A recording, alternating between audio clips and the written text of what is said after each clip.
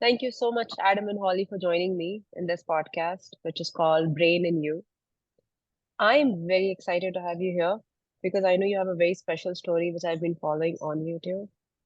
And it's an exciting journey that you're on. You mentioned last time you have a trailer, you are going and checking out every national park in and around your area with your 5 kids. And I think it's awesome. I just want to understand more around it. Um, so tell me, I want to begin by asking, what was that first incident or instant when you realized I need to take my son and get him checked? For me, it was very early. Okay, And then okay, it took a while for me to convince everyone around me, including Adam.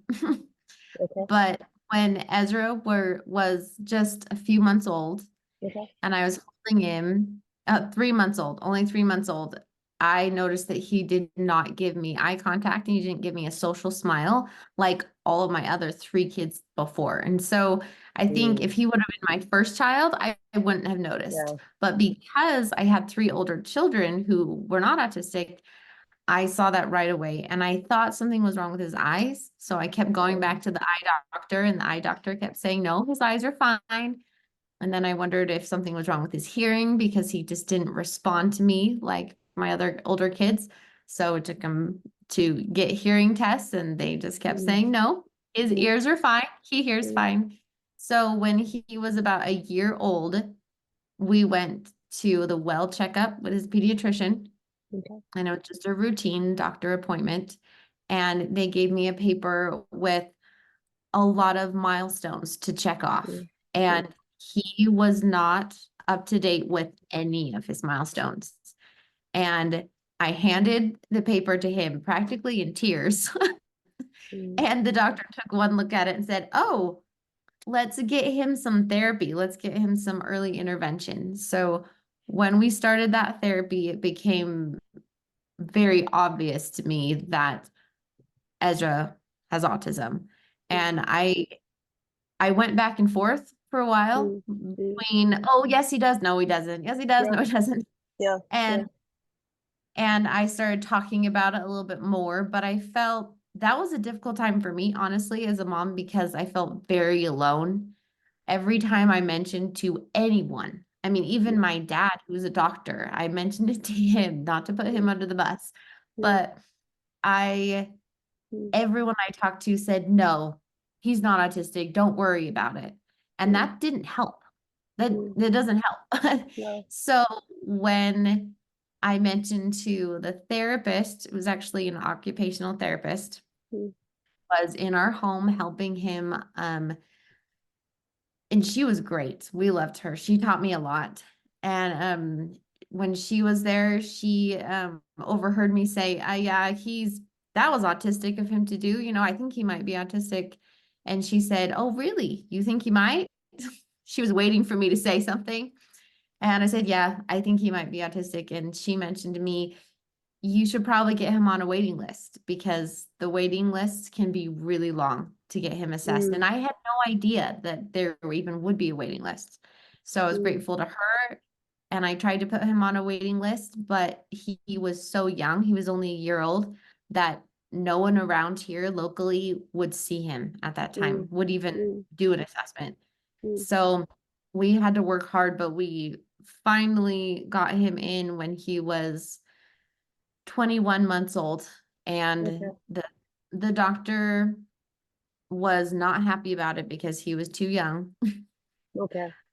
But we went and got him assessed, and by the end of the assessment, it was less than an hour, and she was pointing out his autistic traits. Okay, So I knew then that we would be walking home with a diagnosis for sure. okay. So with Ezra, he was more of your classic signs of autism. He ended up being diagnosed with level 3 autism, which is the most severe. Okay. And he's still nonverbal, but he does communicate by pushing buttons on an iPad, and Yep, he's learning how to spell, which is really exciting. But that yep, was that was kind of the story with Ezra. And yep, he was our first autistic child, and he's our fourth child. So yep. I have a question here. So, a lot of parents that we speak to on a regular basis, by the time they actually get a formal assessment, and from the time when they see a symptom, there's a journey. You had maybe a 10-month journey. Normally, parents do have a longer journey also, not because assessment is not available, but because maybe parents and society just keep telling you, oh, it's okay, your child is just delayed, he'll take time. Father took more time to walk, he's taking time to walk.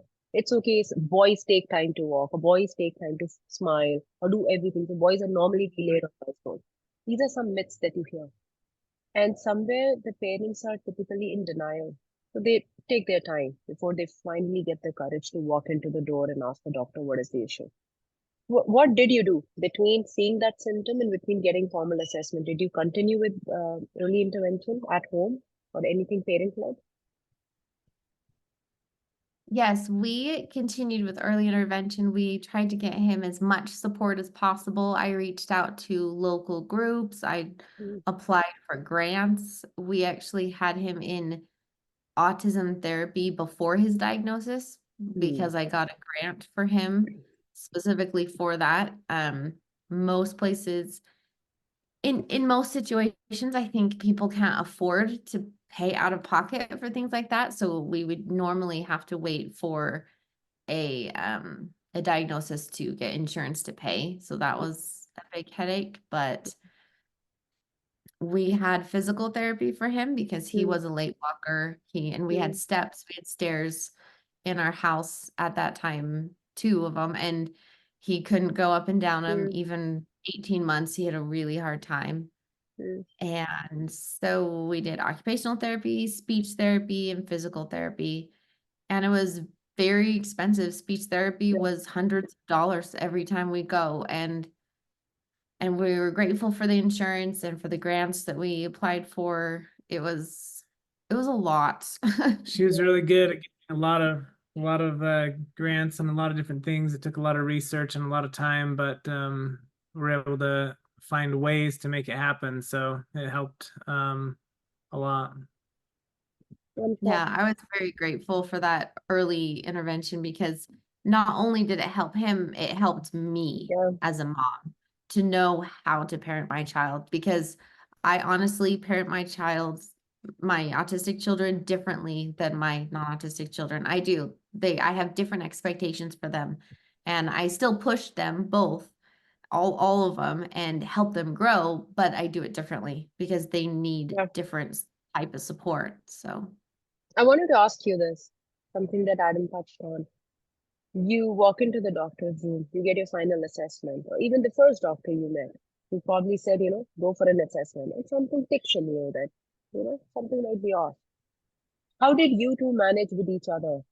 Did your relationship change, or did you do something to make sure that it stays? Because let me tell you that a lot of stories that I hear on a daily basis are very emotional for me, where I see mostly the primary caretaker, which is the mom, being left alone or being victimized or being put down, let down. And I think that's where the bond breaks, something happens. So I see this beautiful relationship in front of me. So I want to know, what did you work on it? What happened the moment you heard? What did you do together? It's a good question. I remember it very well. I don't Mm, think he remembers it very well. And so I mhm. don't want to put him under the bus either. But it was um what what do you want to say about that? Well, I mean, I had no idea even like what autism was or anything like that. And so with Ezra especially, I was in like huge denial, not agreeing, just saying, "Oh, he's fine, like don't worry about it." Stuff like that. And she had had some family members who had autism, and so I think she was a little more aware of stuff than I was.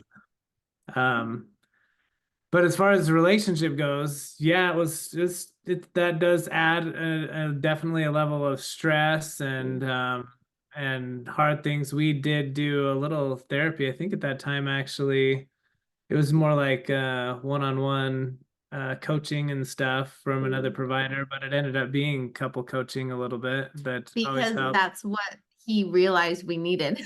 Yeah. Mm, Because it was coaching on phone calls for like For business for stuff. like helping you improve your business, and as business partners it ended up being more of a relationship Yeah. coaching, and it was, mm, I felt like it was very good. It helped me open up yeah. because I'm not very good at Mm, sharing my feelings.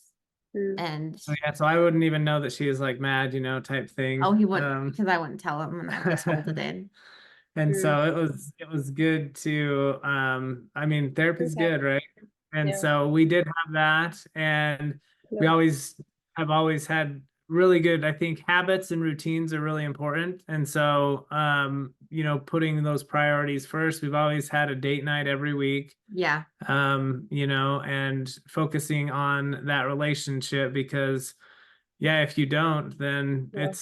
it is hard. Yeah. Autism just adds an extra Yeah. layer of Yeah. potential complication and Yeah. ways to fight and things, Yeah. so we and initially, we felt guided to eventually do something crazy, and so we actually sold our house and we moved Mm, into an RV, and we went and mm, visited all the national parks, and we started a mm, YouTube channel, and just kind of tried to kind of share our journey and our story.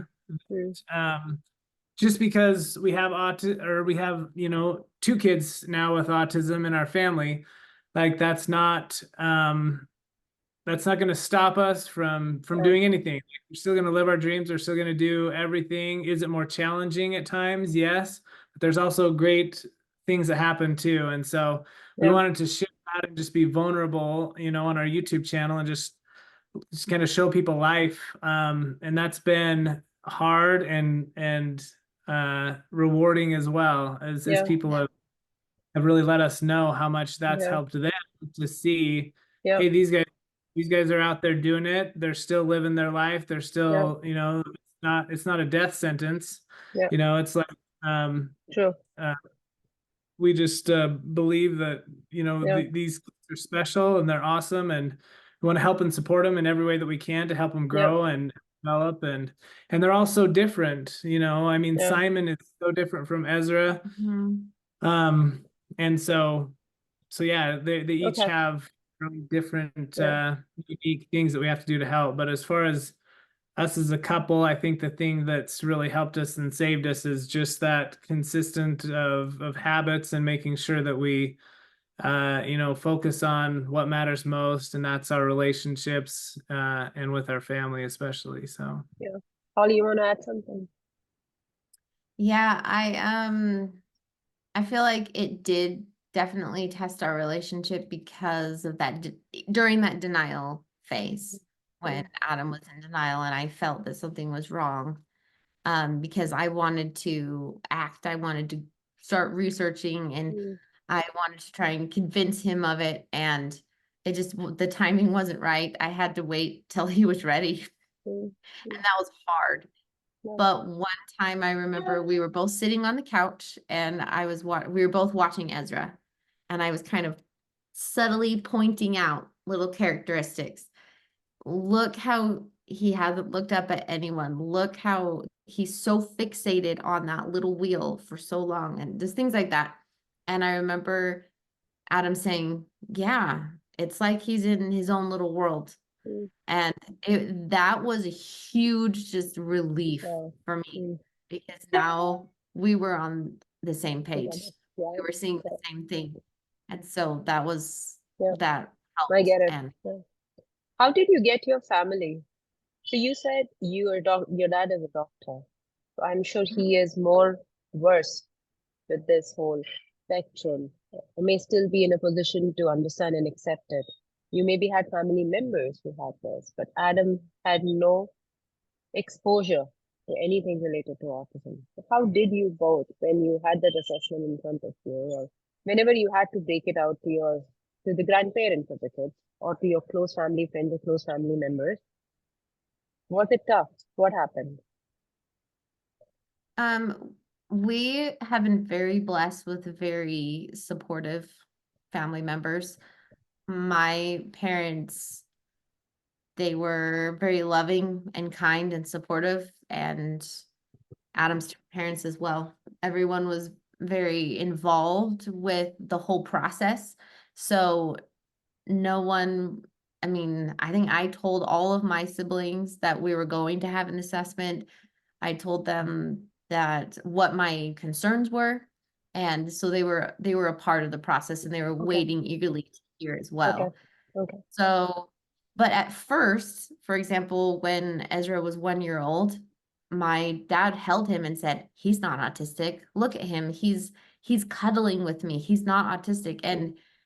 And so that was hard because I Mm. thought he was. Yeah. Yeah. And Yeah. so I then get it. then I thought, "Oh no, I'm overreacting. I'm over emotional. Mm. I'm the one Mm. that has the problem now because Mm. I think that Mm. he has some kind of Okay. Yeah. diagnosis."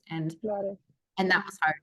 Yeah. But when it came down to the actual assessment, no one gave us any I mean, not that I can remember. I can't think of any family member that was rude or felt like, Okay. "Oh, you shouldn't have done that." And so I was grateful for that, because not everyone Good. has that story. Not everyone Good. Good.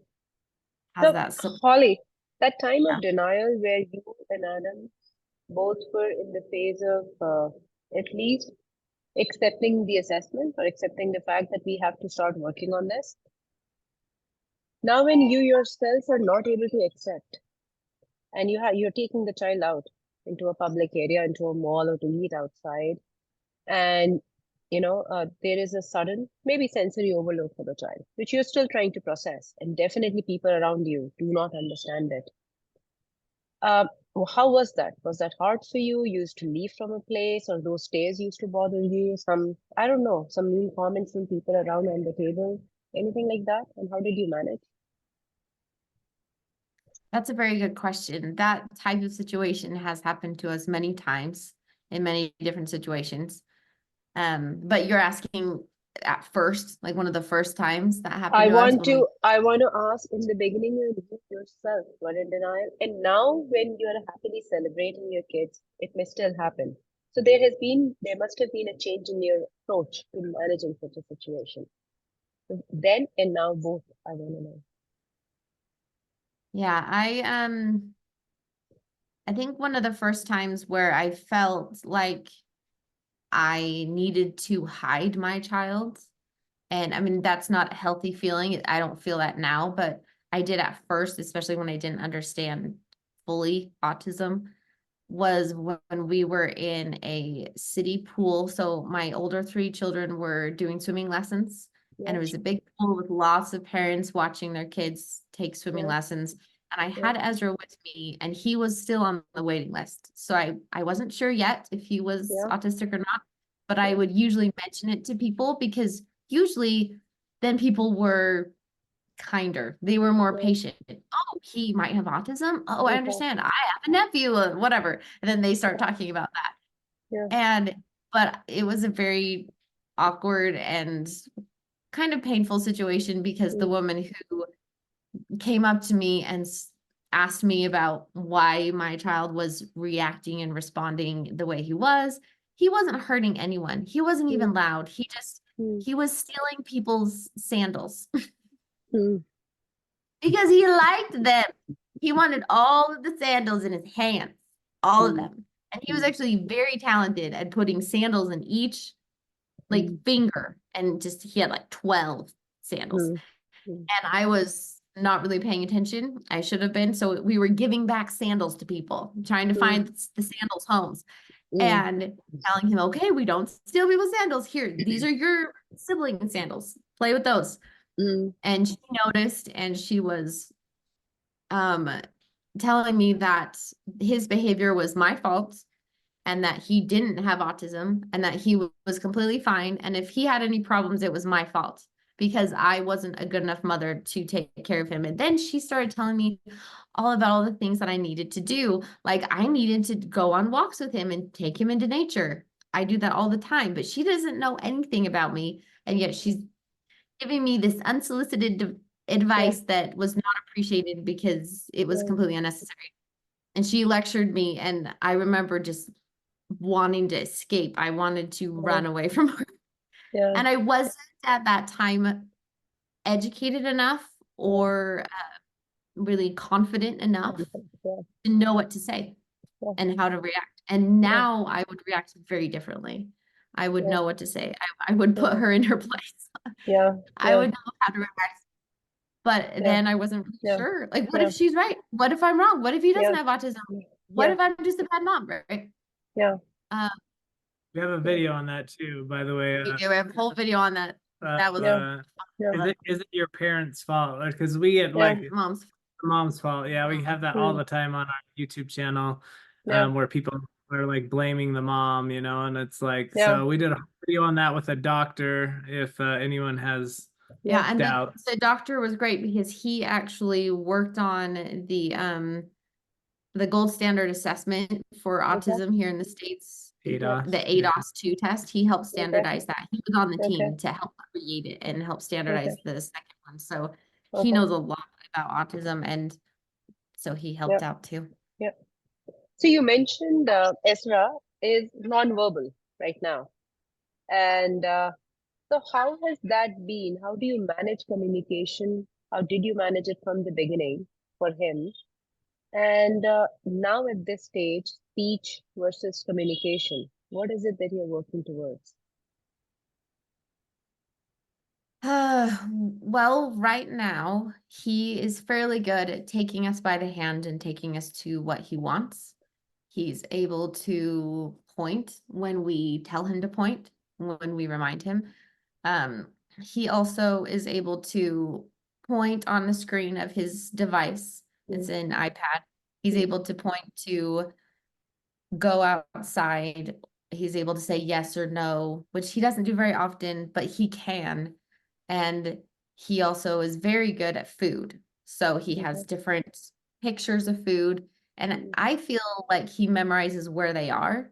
yeah. He's very overstimulated visually. So Yeah. he doesn't even really like watching a lot of TV at all, which Okay. is unique even for autism. Usually kids with autism really like screens, Yeah. but he is very overstimulated visually. So he Okay. memorizes kind of where it is: string cheese, sandwich, orange, grapes. He Yeah. will and we should use it more often. We Yeah. should. So that's one of our goals, is to use that more for Okay. him. And when he was younger, he would just throw the iPad. Mm, So that didn't go anywhere. yeah. That helped. And then we would do little pictures, PEC system, picture exchange communication Mm, system. And he would just rip up the pictures. And he was okay. more motivated to hold the little pictures than to actually look at them and point and get food. Okay. So that was hard. So it's just been a journey. We've tried lots of things. I love Mm, sign language. I love signing ASL, and I'm not very good at it, but I know quite a bit, enough to hold a conversation with someone. And I was excited to teach all of my kids sign language when they were little, and he just never caught on. okay. That would cause more distress. He would get super Yeah. mad when we would Yeah. ask him to sign just Yeah. more, or Yeah. please. He just Yeah. So we kind of took a break from that, but we Mm, tried many different things. right now we're doing okay. RPM every night. Yeah. Yeah. Yeah. So he's getting the alphabet down, and Yes. Good. we're hoping that we're waiting for that click of That light bulb, that light the bulb of understanding. like okay, I'm going to Nice. communicate through this. Got it. And so we're working on that every It day. should help. Yeah. I'm speaking to Soma today in the evening. Oh, awesome. Oh, And really? yeah, I've been in touch with her for a while, and her son Tito came on our podcast, I think last week. It's not out Ah, yet. Maybe it's going to be out today. And yeah, I think she's done a phenomenal job. And those kids who have benefited have really benefited. And I'm sure there are children who may not take up to it, which is fine, but I think it's phenomenal to open up that whole area of communication where the child, whatever is going on, is able to express in written. So, are you still working towards speech? Is that your goal, or are you enabling communication more? I mean, we're trying everything. I think we're gonna keep going with everything, and whatever area that he starts catching on more, that's what we'll do. Okay. Okay. So we're continuing to try and just do any type of communication, whatever it is. Yeah. So we're trying everything every Yeah. day. He's going Yeah. to a special autism school right now. Okay. Um, and it's a really great school. It is. And Okay. Holly actually went. They're working on a bunch of stuff there. And so just anything that trying to get him motivated by something that he's excited about, and then using those things to help Yeah. him learn how to communicate through his iPad. And he's been improving actually on that quite a bit. Good. So Yeah, I Okay. don't think we've really given up on any type of Yeah. communication because we still will encourage this any way that he feels comfortable communicating. Yeah. He not only has autism, but he has apraxia of speech, which makes it very difficult for him to communicate verbally. Yeah. And Yeah. so we don't want to, yeah, it's not like we discourage him from talking, but we just, it's fine. If he has a super hard time talking and if he wants to sign or if he wants to Yeah. Yeah. pictures Yeah. and have the device say that, then I think that's great. Yeah. Whatever works for Yeah. him, and spelling would be great too. So we're Yeah. keeping all the options open for him and just Okay. Mhm. What is that one thing? Now you've walked this journey for several years. What is that one life-changing decision you took that has worked wonders for you as parents, as couples, and definitely for your kids? well, probably we had a near-death experience where we actually thought that Ezra had cancer for Okay. 2 weeks 2 weeks. Yeah, or 2 weeks. The doctor said that the he had doctor cancer. said he probably had cancer. He was Okay. just super lethargic and not himself at all, and super sick. He was in the hospital for a long time. Couldn't figure out what it was, and yeah, so we thought he had cancer, and so that was kind of a point of for all of us to really like reflect again on life, and like, are we doing what matters most? And we had a nice house and a good job and lots of things, but ultimately we thought about relationships and experiences are just more important than all those things. And Monetary things. Yeah. so that was kind of one Mm. of the triggers that made us decide to put those things first, relationships and experiences, and especially with that near-death experience, just kind of like how short life can be and is. Yeah. And luckily he didn't have cancer, and he got Yeah. better.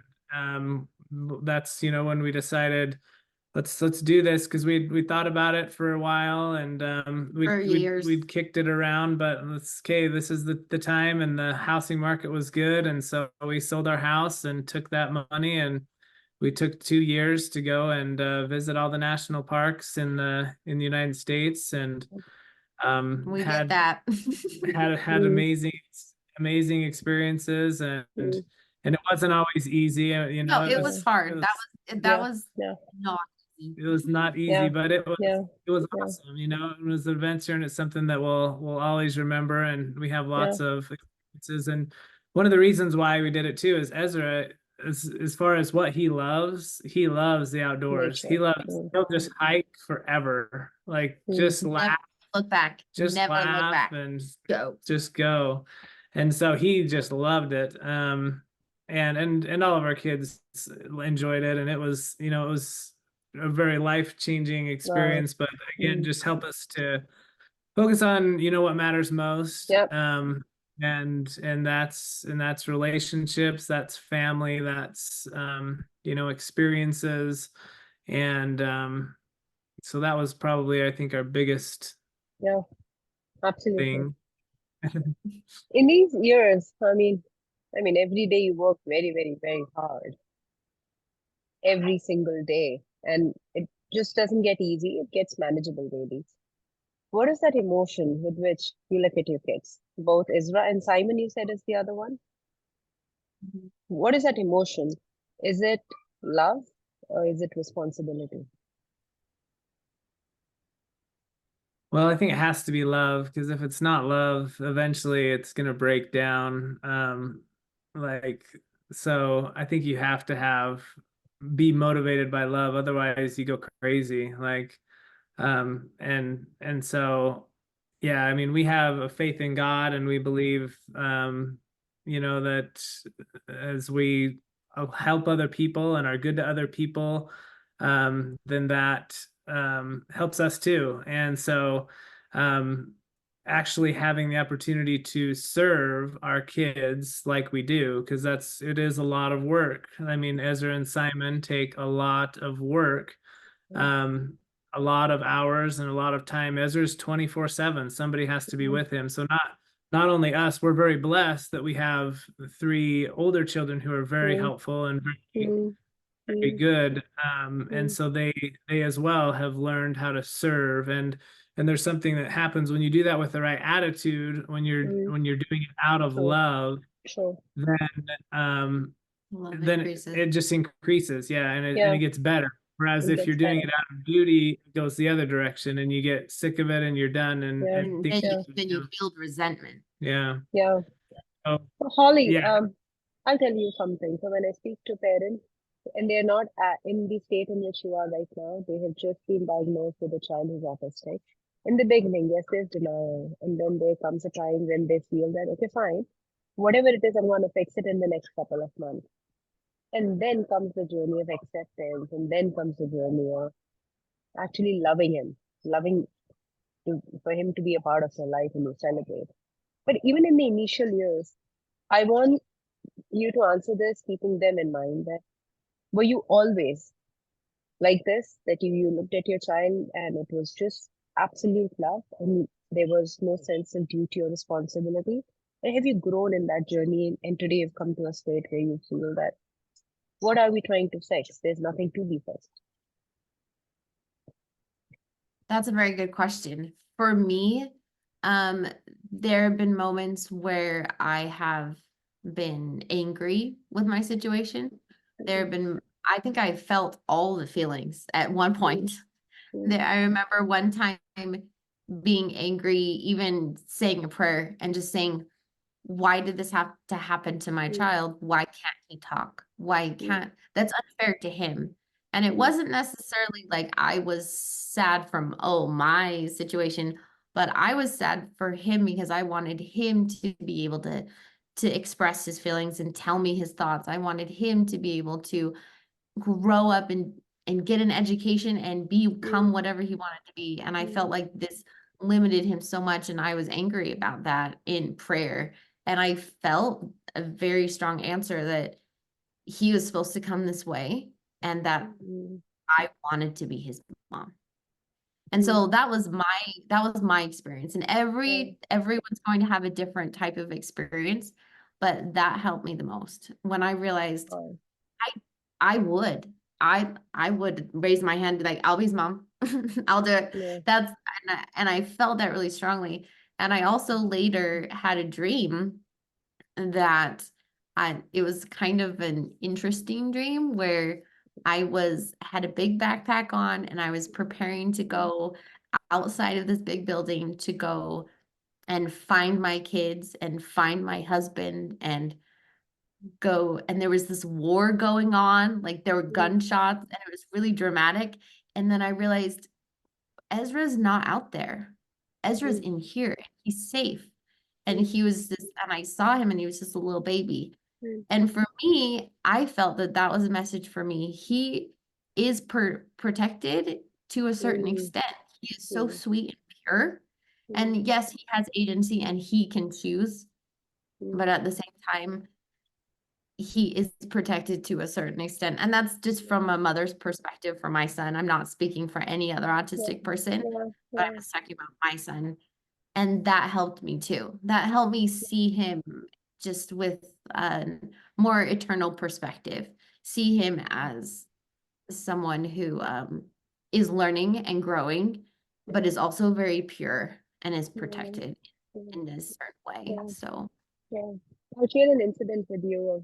I spoke to somebody 2 days back, a parent just like you, and their son is now 15. He is semi-verbal, I would say. is not, doesn't love to talk but can talk enough to when he needs to.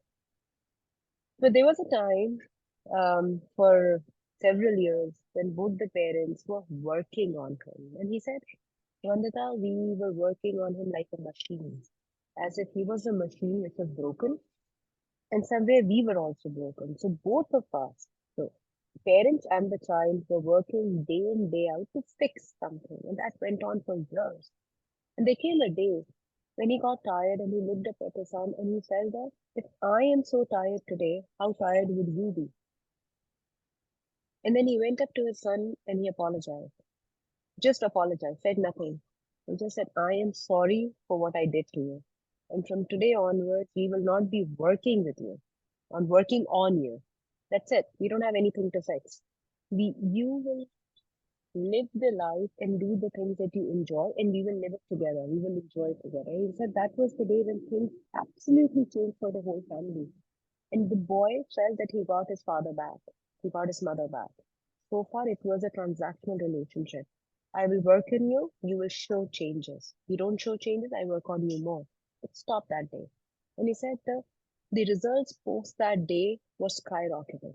Whether it was in his speech or in his expression or in his creativity or generally in his vibe, in his sensory, or everything changed for the better. I think that every parent has that moment, and that's very unique to them when they realize. Um, and I think that's very special. And every parent has it. I mean, I've had it too, because all of us somewhere are working very hard to make children like ourselves. And we forget in that journey that they are separate individuals. They're on their own journey, they're on their own path. But we work too hard to make them us. And yeah, I think that's very sweet that you had that realization in your own way. So what is it today? What is it, Ollie and Adam, that you're working towards? What's your goal today for your kids, for both Ezra and Simon? Our goal is to help them and support them to get the most autonomy in their life, to become the most independent, whatever that looks like for them. Yeah. And Yeah. it's going to look very different for each one Yeah. of them Yeah. because Simon is level 1, so he's more of your Asperger's term, how you know it used to be Asperger's, but now it's level 1 in the States, and so it looks very different for him because he already is more independent than his older brother, and he's 4 years younger. So yeah, Ezra, they're on very different journeys. Simon, he and a lot of people, even look at Simon and be like, oh, he doesn't have autism, they and don't like, believe us. and but like we obviously saw it and got it diagnosed, but they don't realize how hard Simon works too. I mean, he's literally been for the last couple years. I mean, he's been in school from 9 a.m. and then he gets home at 3, and it's an autism school, and then he has therapy from 3 to 7 every night. And so I mean, he's working from 9 to 7, and it's play based, so it's fun. So he doesn't see it as work, right? But it's speech therapy, it's occupational. So it's a lot of hours and a lot of work, but he's loving it, and he's progressing super fast. And so it's just finding those things that are gonna help them. So our goal for him is to just continue the play-based therapy, to where he's having fun all day. He just thinks he's playing all day, but he's really learning. We call his therapist his friends, and he gets so excited. He opens the door, my friend, and he thinks it's completely normal to have an adult friend come visit you every day and play with you nonstop.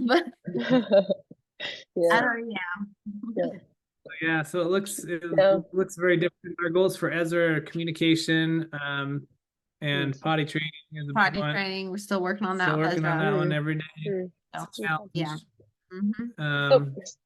having so many years of experience, I mean, this is the last thing I want to know, and this is especially for the parents who are going to watch this. What are some tricks or tips or hacks that you've figured out that has helped your kids and you in this journey to manage it better? Is there something you can share? There are so many things I want to say right now.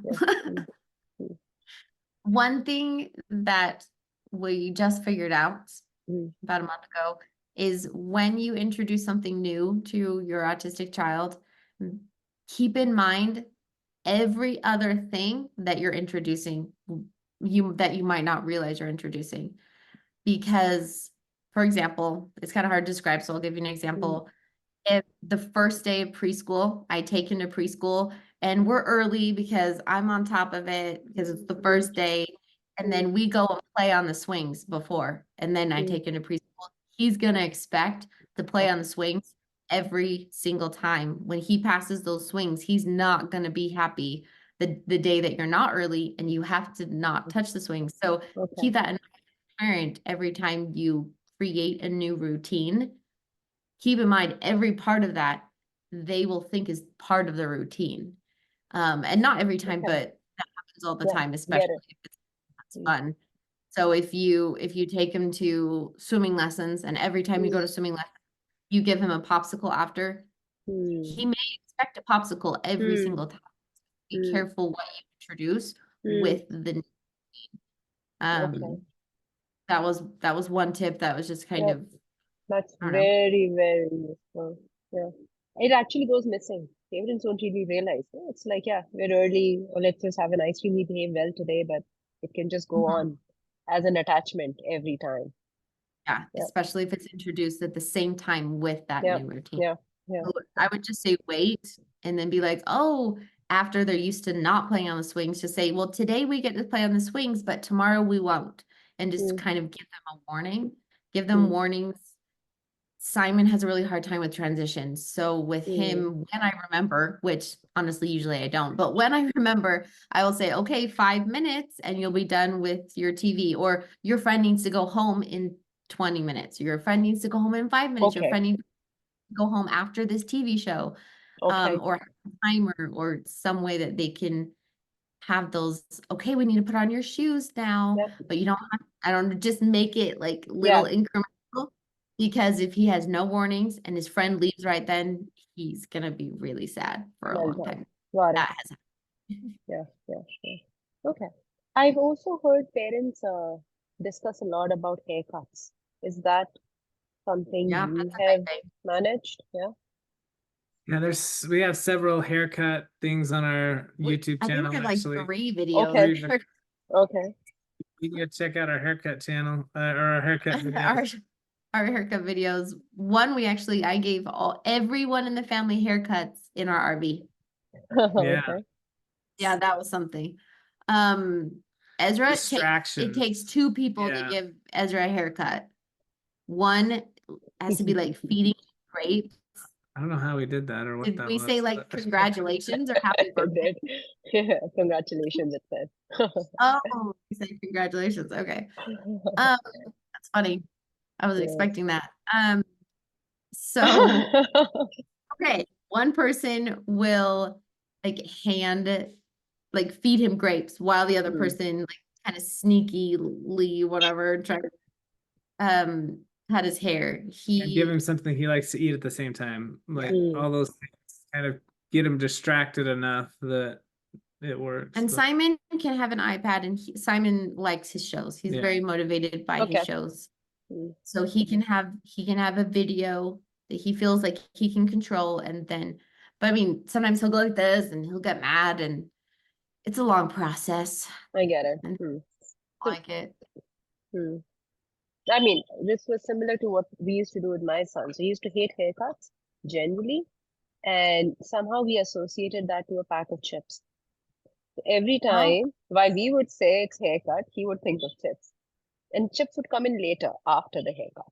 And he still remembers it. He's a grown up now, but he still remembers that for me, haircut was chips. And I was so happy with the idea of haircut. He used to hate it otherwise. So yeah, okay. So maybe in such scenarios, attaching something that they like to it as a memory probably helps. yeah, that's a good one.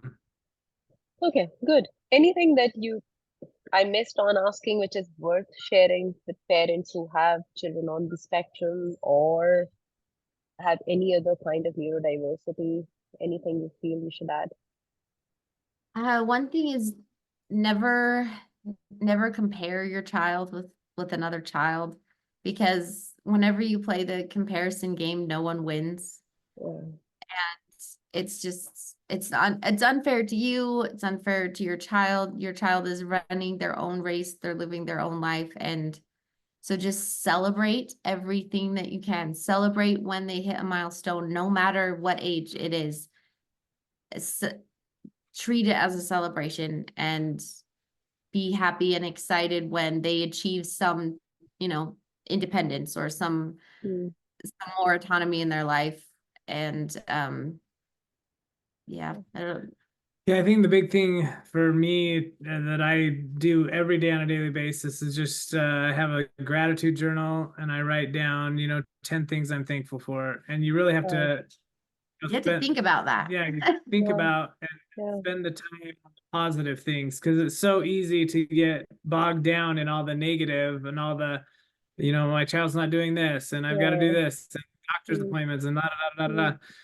And bills and but it's so important to just remember, like, this life is short, and we've got to enjoy the journey every day. And so yeah, Ezra's not talking yet and all those things, but if I'm not going to be happy until Ezra's talking, or if I'm thinking of my certain milestone, and if I'm happy when he reaches this, your whole life won't be. Yeah. Even And if he does. so it's important to just take that time every day to just really reflect on what you are grateful for your health, thankful that you don't have cancer, thankful that it's a beautiful day outside, and thankful that you get to spend time with your kid. And, all these, I'll just think about the things that you're grateful for every day. And that's a good way to just have you focus on the positive and enjoy the journey with your kiddos wherever they're at. So I think this is very, very profound. And maybe parents should do that. Even if not 10, at least 5 things every day that they're grateful for, that they have seen anything positive in their child, anything around them, including their kids. Yeah. I read it in a book when I was reading this book written by an autistic child, and he said, for the maximum number of years, and this is something that hit me very hard, even when my perspective of looking at my own kids changed. So it is not really about a child being on spectrum or not being on spectrum. We as parents, all of us do the same thing. So this child says, for the maximum number of years, I have spent trying to please my parents, and I'm not able to communicate. So he was a non-verbal. I'm not able to communicate to my parents that it is not me. I really want to do it right. I want to take that glass, fill the water, and drink it without spilling it. I know it's a simple task. I can see it on your face that when you look at me and I'm not able to do it, whereas my sibling or the friend who's coming over is able to do it. I know I can see it on my mother's face or when I say that they're frustrated, but it is not me. I want to tell them because my 100% intention is to do it right. And every single act that I do in a day, it is just to see that smile. And once if I see it, I feel, oh, today I've achieved it. So he says, I spend the maximum years of my life trying to please them. And I think we as parents should know that as early as possible, that they should not be wasting their life trying to please us, because when will they start living? And I found that very, very strong a message. And I think that was the time I went back to my son and said, you do what you do, you. Fundamentally, I will correct you, but you do you. You don't do it for me. And that was very strong for me to read. And this is something I want to tell every parent. I do tell every parent that don't make them work so hard on a path to please you. Because imagine how much it is taking away from them. They're not learning anything new. Every time they're just trying to seek validation from you. And it's an endless exercise, no, to seek validation from somebody. We all have done it. I mean, I have taken validation from my parents or from my brother, and there is no end to it. And what it gives you in the end is zero confidence in yourself, in your decision making. So, as early as possible, if we stop telling our kids that you can still be right, even if I don't get it, or if you believe in it, I think it just takes them to another level of confidence. And this particular child I'm talking about became a renowned writer. once he overcame this whole journey of validation or pleasing his parents. So I hope whoever watches this, probably it's again something they take away from this. And I'm very, very thankful to both of you for giving me time, sharing your journey. And I will share the name of your channel, and I'm sure parents can go there. I've seen your channel myself. You have very specific topics. It's like a guide. You have a question, you go, you find that answer, and you, every parent, like you said, Holly, will have their own way of solving it, but um, guidance is always useful, I feel. You're Mhm. weird in the journey right now. So thank you so much. Thank you very, very much. Thank you for having us. Glad to be here. Yeah, Yeah. I love that. I love that advice. Thanks. Yeah, it came from a young 13-year-old and it helped me. So I'm thankful to him and thank you. Yeah, I'm glad that it helped you. I'm glad it helps many others. And I'm sure whatever you shared will help so many, so many, so many parents who will watch this. Thank you. Yeah, thanks a bunch.